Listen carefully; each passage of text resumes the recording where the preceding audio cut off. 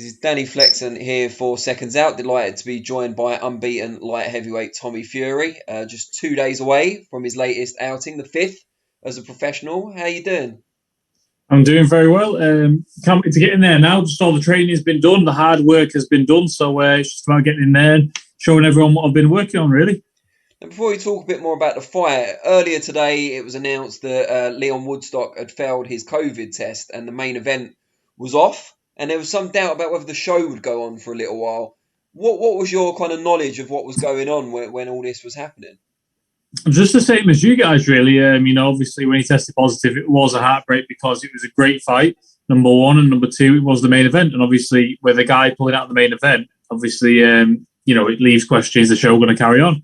That's sort of short notice. But, as a fighter, we go through these things. This is what makes boxing so hard. We just got to stay positive. And when I heard the news, I thought, okay, there's nothing I can do. It's not in my hands. I've done my training. I've worked hard. I'm here. I'm ready to go.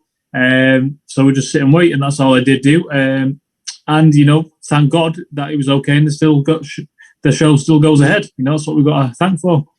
You must be pretty grateful in that case, as well as the rest of the undercard fighters, to BT Sport for sticking with the show even without a main event, because it's vital exposure and money, purse for you guys as well. Yeah, of course. Yeah, definitely. I mean, boxing is a very hard sport, and you don't do it for free. It takes a lot of time. It takes a lot of time. You don't get punched up and down the gym for nothing every single day. You want to fight, look good, and get paid at the end of it. I know all the fighters will be happy now anyway. But it's just a case of getting in there Saturday night and just getting through the show because during these COVID times, it's so hard boxing. It's so tricky. You don't know what's coming or going. And that's just the way the world is today. But again, I touch wood and I thank God that we're boxing on Saturday night. Now, we saw you come back to action in November after nearly a year out with the pandemic, of course. What have you been doing during that time? I know we've all been kind of sitting at home, bored out of our minds, but what have you been focusing on, and how have you managed to get through that period with no action? I have been in the gym. I've been in the gyms. I've been at home. I know what I need to work on. I know what I need to do. And I've just been perfecting my craft. What many people don't understand yet is that I've dedicated my life to boxing all my life. From being 6 and 7 years old, this has been my life. I've dedicated my life to the sport of boxing. So, every day when I'm not fighting or in the ring, I'm still in the gym perfecting my craft and working what I need to work on. Because at the end of the day, practice makes perfect, and the only way to get better is to eat, breathe, and sleep it. That's the only way, and that's what I do every single day religiously because I'm just obsessed with boxing. I've got an obsession to be better each time I get out there. And that's what I've done this camp. I've just looked at my last fight. I thought, okay, this needs to go, that needs to go. I need to do more of this, etc., etc. And we've just gone back to the gym and worked on those things. We've had a lot of good quality sparring for this, and we've trained very well. Yeah, I saw your interview earlier with Steve Bunce and talking for BT, I believe that was, talking about the top quality sparring and how that helps when you're not in the ring as often as you'd like to be because of COVID and so on. Do you just tell us maybe some of the people you've been sparring and what you've been learning from those guys so far? Yeah, I've been sparring Charlie Schofield. I sparred with the kid who's just, so he's from Italy. He's called, I can't remember his last name. He's Summit Tyson. He won a silver medal at the Junior Olympics, I think, or some sort of prestigious tournament like that anyway. Once a week we go down to Tyson's gym and we get a handful of sparring down there, all unbeaten people from, Cumbria and everything like that, rising prospects. So we've had, a lot of experience in this camp, and I've more than held my own with them. So, I'm feeling good. I'm very positive going ahead of the fight. And I just wish it was fight night tonight, I've done everything now. I just want to get the weigh-in done tomorrow so I can eat, put a few more pounds back in, and get in the ring and just relish on Saturday because as a fighter, Saturday night is the times that we live for. This is why we train so hard. This is why we get up in the morning to perform on nights like these. You've got Scott Williams on Saturday night. He's game. Not got your pedigree, I think it's fair to say. And fought most of his fights around super middle rather than light heavy, although I think there's at least one on his record over the light heavy limit. What do you expect him to bring on Saturday night? I expect him to bring whatever Scott Williams is going to bring. At the end of the day, sorry, mate. Whatever he just fell down there completely on the back of him. No, Scott Williams is going to bring whatever he's going to bring at the end of the day. I'm not concentrating on what he's going to do. I'm concentrating on what I'm going to do. And I know that what I bring on Saturday night, it's going to take a good man to deal with. I've watched him religiously. I know what he does. I know what he doesn't do. And again, it's just my experience. I get in the ring and I just showcase what my skills are. And I'm very confident at the end of the day. I just want to put on a show for everybody. How do you see 2021 as a whole panning out for you? I know you want to be more active, but if you had ideal world, had as many fights as you want this year, where do you see yourself by the end of the year? I would love to be, 20, I wish by the end of the year. In an ideal world with everything that's going on, it's my 5th pro fight. If we'll get another 4 or 5 fights in this year, that'd be great for me. Just staying active, because that's the key to being a great fighter. Staying active, staying in the ring, because you can get as much sparring as you want, but sparring is not fighting. You see a lot of people in the gyms and they spar like world champions, but when they get underneath the lights, they can't perform. So fights is what I need, experience is what I need, and it's going good at the minute. I last was out in November. I'm out again in February now. So if we just keep this momentum going, that's how I'll get better, and that's how I'll pick up new things. Are you looking forward to the time where you can start challenging for titles, whether it's central area or English, that sort of level? Yeah, of course. I mean, at the minute, I take one fight at a time. Saturday night is my world title fight. That's the way I look at every single fight. Saturday night, I'm fighting for all the marbles. That is how I go about my business every single time I get in the ring. So, not looking past Saturday and God willing, everything goes right on Saturday. Yeah, it would be lovely, to challenge for them titles, down the line. But there's no mistake. I won't be rushed, and I won't take silly fights that I can't win, because I'm a realist. I've had 10 amateur bouts.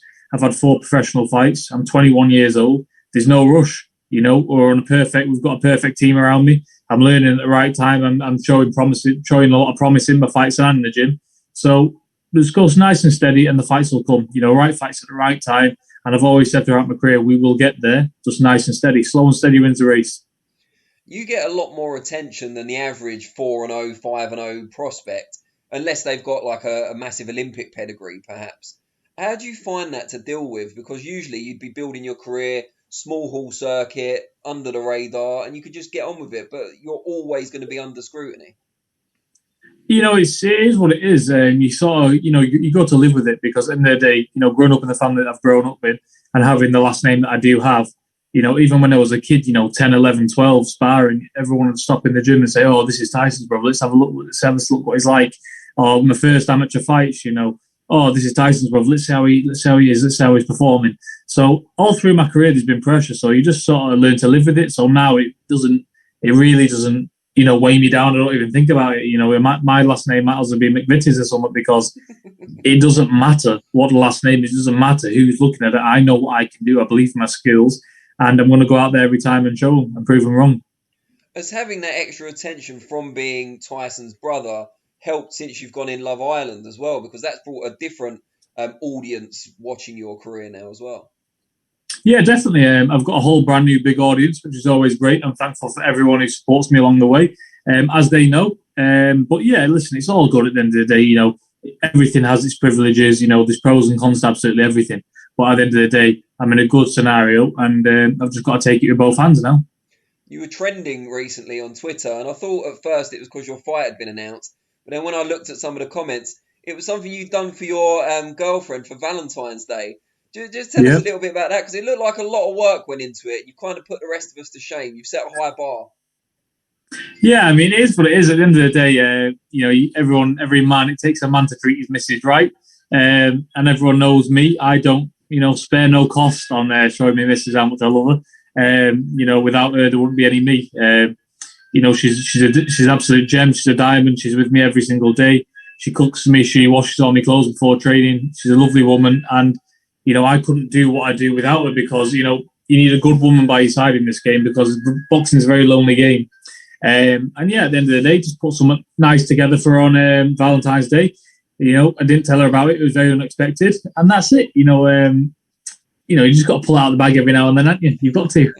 Good stuff. Have you guys bought a house yet? I know you're looking. We're looking every day. As soon as we find the right one, I'm sure we'll get one. But it's not me.